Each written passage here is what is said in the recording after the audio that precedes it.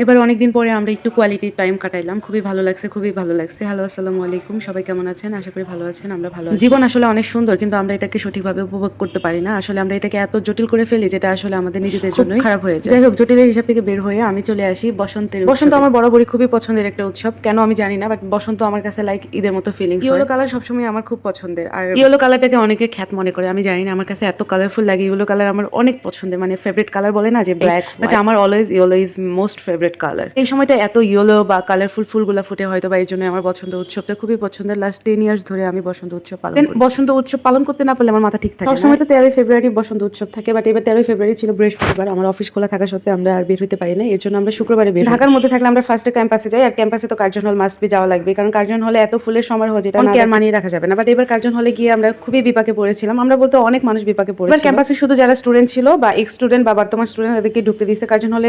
অন্যবার এত মানুষ থাকে, বাট এবার খুবই অল্প মানুষ ছিল। কার্জনের গেটে আসলে কার্ড চেক করে ঢোকাচ্ছিল। আমরা ঢুকতে পারছি যেহেতু আমার হাজব্যান্ড এক্স ঢাবিয়ান, এর জন্য। আর অনেকে দেখতেছিলাম যে দাঁড়াই ছিল ভিতরে যাওয়ার জন্য। কার্জনটা তো আসলে এই সময় অনেক সুন্দর হয়ে থাকে, বাট আমার একটু অদ্ভুত লাগছে। বাট হাফিজ খুব খুশি হয়েছে, কারণ হাফিজের একদম ভিড়া পছন্দ না, মানুষের মানে বেশি গ্যাঞ্জাম ওর খুবই অপছন্দ। সে খুব রিল্যাক্সে ঘুরতে পারছে, এর জন্য সে এত খুশি। সে খুশি হয়ে আমার এত ভিডিও করে দিয়েছে, আর ছবি তো অনেক তুলে দিছে। সেটা তো আসলে নাই দিলাম, এত ছবি ভিডিও আসলে আমার কোনো অপশন নাই, কারণ আমার ভিডিও লিমিটেশন আছে। এবার কার্জনে গিয়ে আরেকটা জিনিস দেখে খুবই অবাক হয়েছি যে সূর্যমুখী ফুল ওরা পুরা মানে দুই পাশে রাস্তার একদম অনেক সূর্যমুখী গাছ গাছছে, যেটাতে হিউজ পরিমাণ সূর্যমুখী ফুল। আমার একটা ফুল ছিঁড়ার খুবই শখ ছিল, বাট একটু আনইজি ফিল লাগতেছিল, কারণ কেউ ফুল ছিঁড়তেছিল না। অন্যবার তো সবাই ফুল, আমিও ফুল নেই, বাট এবার তো একটু রেস্ট্রিকশন ছিল দেখে আমি ফলো করলাম আর কি। সত্যি কথা বলতে আসলে হলুদ শাড়ি হলুদ ফুল সব মিলে আমি যত ছবি ভিডিও করতে চাইছিলাম ততটা তুলতে পারি না। আর হাফিজ যে আমাকে এতটুকু করে দিছে তাতে আমি অনেক খুশি, কারণ সে এগুলাতে আনইজি ফিল করে। যাই হোক, কার জন্য অনেকে ঘুরতে গেছেন বাট ঢুকতে পারে না, তাদের জন্য আমার খুবই খারাপ লাগছে, কারণ আমি নিজেকে দিয়ে ফিল করলাম যে আমি যদি ঢুকতে না পারতাম ব্যাপারটা কেমন লাগতো না। কারণ কার্জন ঢাকার মধ্যে সব থেকে সুন্দর জায়গা, যেখানে সুন্দর মতো ঘোরা যায়, ছবি তোলা যায়। যাই হোক, কার্জনে ঘোরাঘুরি শেষ করে আমরা চলে গেলাম বইমেলাতে। আমরা বইমেলাতে বেশিক্ষণ ছিলাম না, অল্প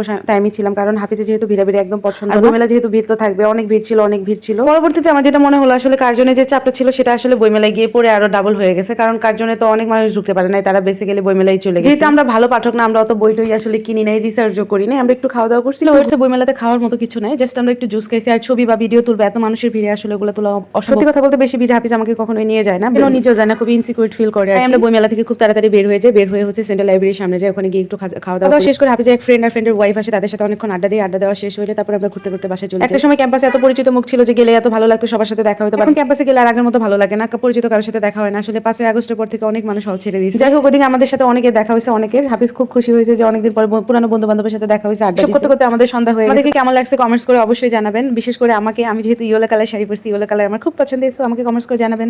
সবাই ভালো থাকবেন, আমাদের জন্য দোয়া করবেন। আল্লাহ হাফেজ।